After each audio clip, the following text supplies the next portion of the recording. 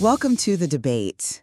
Today, we're turning our attention to a tool that is, well, likely open on your screen right now, or at least sits at the very center of your digital life. We are talking about Google Chrome and, more broadly, this whole ecosystem of free digital tools that really power the modern internet. So the central premise we're examining today is this invisible agreement that users make every single day. We trade our data for a seamless, incredibly powerful browser ecosystem.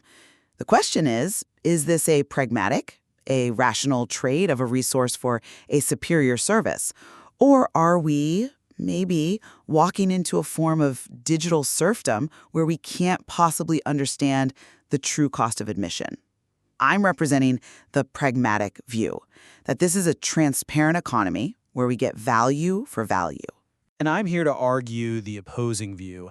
I believe this exchange is fundamentally asymmetric. It's not a trade between equals. It's a system where the user thinks they're the client, but in reality, they are the product. We're operating in what I'd call a golden cage of surveillance, where the price tag is hidden, and the consequences of that transaction are far, far more reaching than just seeing a few targeted ads. Excellent. We have our lines drawn. Let's move into our position statements to lay the groundwork. I'll start. When we look at the Google ecosystem, particularly Chrome, I think we have to strip away the emotion and just look at the utility. This isn't a charity, it's a business. And the deal, as I see it, is actually quite clear. Google offers a suite of tools, a browser that is, it's undeniably fast, it's secure, it's constantly updated, and it's completely free of monetary charge. In exchange, they utilize data to fuel their advertising model. This is a model based on transparency. We know they collect data. But look at what we get in return. It's not just a window to the web. It's a synchronized life. I can save a password on my laptop, walk out the door, and access that same account on my phone instantly. My bookmarks, my history, my payment methods, it's all there. This ecosystem, it objectively simplifies life. It removes friction. Billions of users vote for this model every single day, not because they're being duped, but because the utility outweighs the cost. We've built a well-furnished digital home inside this browser, and the rent we pay, data, is a price we're clearly willing to accept for that level of convenience. I see why you think that, but let me offer a different perspective. You call it a well-furnished digital home, but I would argue it's a home with glass walls where the landlord is watching everything you do. My position is that this deal is fundamentally dishonest because the price tag is invisible to the buyer. When you say we pay with data, most people think, okay, so they know I like running shoes. But that is such a superficial understanding. The data sold for benign purposes today, marketing sneakers, could determine critical life access tomorrow. We're talking about data that can be used to build psychological profiles so accurate they could influence insurance denials or creditworthiness based on predicted behavior. The browser isn't just a window, it's a logger. It is recording behavior in ways we don't even perceive. So the core of my argument is asymmetric power. The corporation has full information about us, our habits, our biology, even our location, while we operate in total darkness regarding how that data is processed, categorized, and sold. We can't consent to a deal when we don't know what we're actually selling. That is a strong opening, and you've raised the issue of consent and knowledge. So let's dive right into that for our first core point of debate, the nature of consent and the design of these interfaces. You argue that the user operates in darkness, but I have to push back on that. When a user installs Chrome or creates a Google account, there is a terms of service agreement. There's a privacy policy. These are legally available documents. Now, I'll grant you they're long and nobody reads them, but the information is there.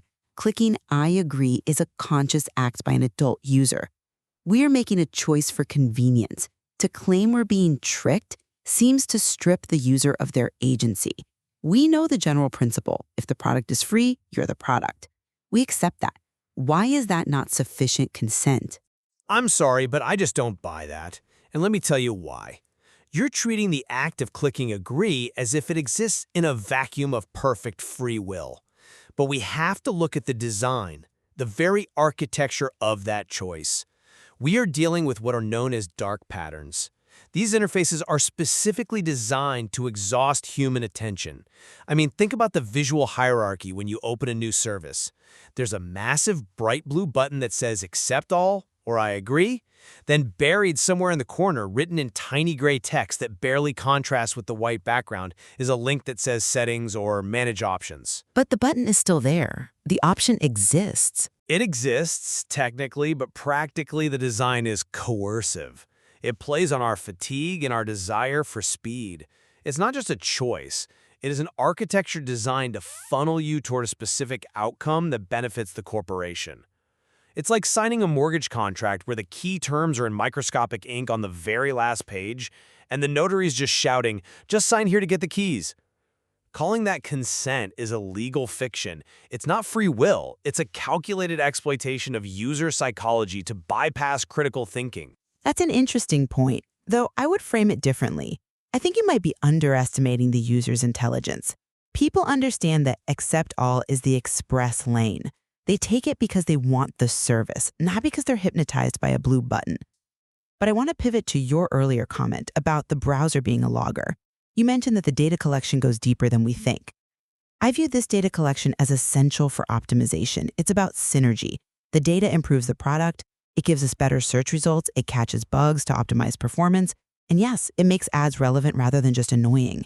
If I have to see ads, I'd rather see them for things I might actually want. Isn't that a win-win? I come at it from a different way. You call it synergy, I call it biological exploitation. And I want to get specific here, because this is where the invisible contract gets truly dark.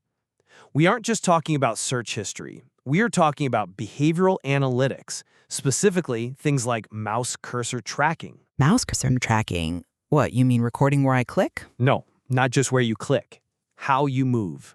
The source material we're discussing highlights this explicitly. The browser can analyze the chaotic nature of your mouse movements. There's research suggesting that chaotic, jittery movements correlate with high levels of stress or insecurity. Conversely, smooth, direct movements indicate calm and focus. I'm not totally convinced by that line of reasoning. It sounds a bit like science fiction. Is there legitimate evidence that a browser uses my cursor jitters to diagnose my mood? It is absolutely legitimate science. It's known as behavioral analytics. And here's the implication. Algorithms can create a real-time psychological portrait of the user. They can identify when you're most vulnerable, perhaps when you're stressed, impulsive, or showing signs of depression.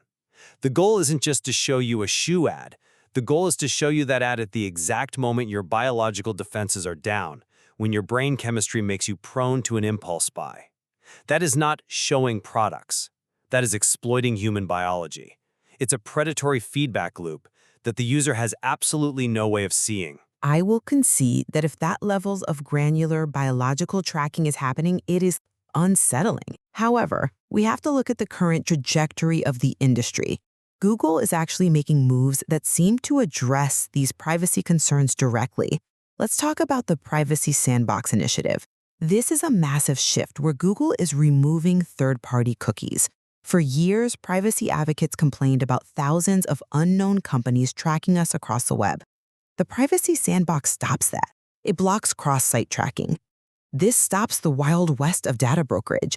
Isn't this a clear move toward privacy and corporate responsibility? That's a compelling argument, but have you considered what replaces the cookies? This is where the narrative of safety masks a reality of, well, feudalism. You're correct, third-party cookies are going away, but they are being replaced by a system where Google becomes the sole owner of the data. Instead of a market where many trackers compete, we're moving to a monopoly. The Privacy Sandbox introduces this concept of cohorts. Cohorts are just groups of people, right? That sounds like anonymization to me. It is a form of anonymization, but it's also a form of labeling. Google's algorithms inside the browser analyze your behavior, including those stress markers we just discussed, and they assign you to a cohort, a label. Now, this label could be outdoor enthusiast, sure, but it could also be person with signs of depression or person planning a divorce. Advertisers no longer buy access to you. They buy access to the label Google has assigned you. The user becomes an anonymous but perfectly classified commodity. And critically, Google becomes the feudal lord. They own the land, they own the walls, and they own the classification system. It consolidates power into a single entity instead of dispersing it. It is, for all intents and purposes, digital feudalism. I think feudalism is a heavy word. You could argue that a single regulated entity, even a monopoly, is safer than a chaotic marketplace of thousands of shadow brokers.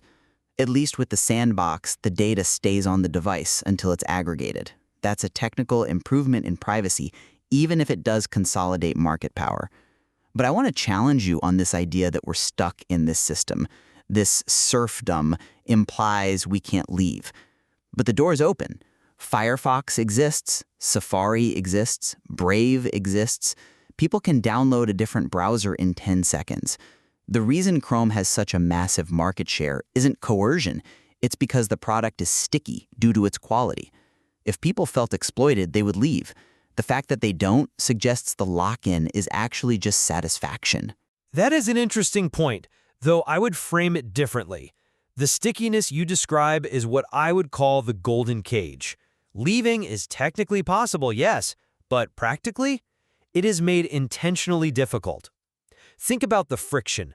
A typical user has hundreds of passwords saved in Google Password Manager.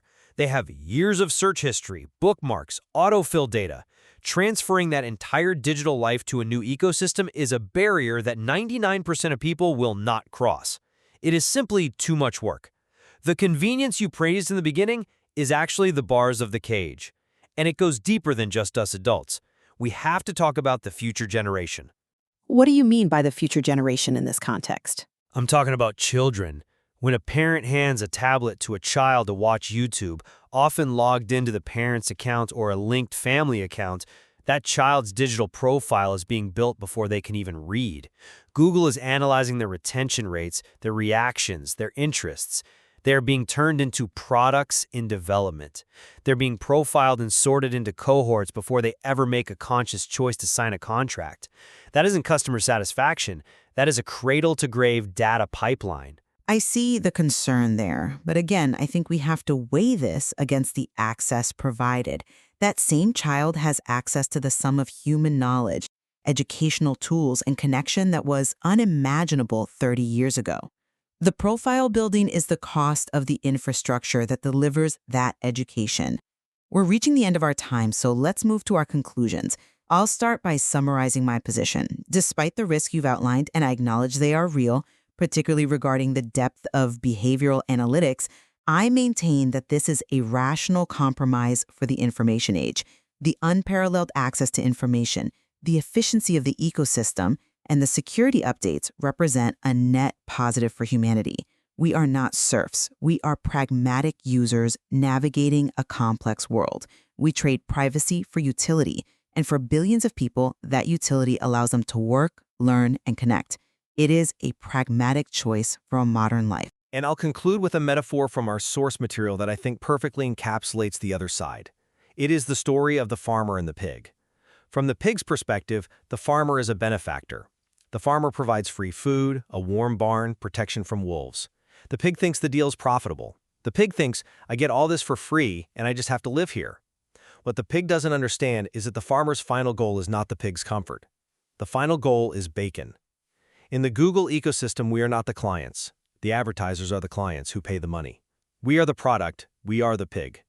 We enjoy the warm barn of the Chrome browser and the free food of Google search, but we have to understand that the system is designed to harvest us, not to serve us. A stark image to end on. While we clearly view the nature of this transaction differently, one as a pragmatic interaction, the other as systemic exploitation, I think we both agree that understanding the hidden price is essential. Absolutely. Whether you choose to stay in the ecosystem or leave it, you should at least know what you're signing. Thank you for listening to The Debate. We'll see you next time.